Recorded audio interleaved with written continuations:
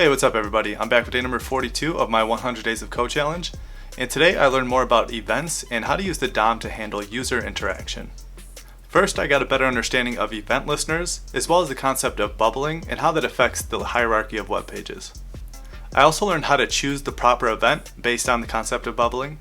And then I put all this into practice by adding a mouse over effect to the list I made previously, and it capitalizes the list items that you hover over, and also a mouse out effect that returns them back to lowercase once you move the mouse away from the list item.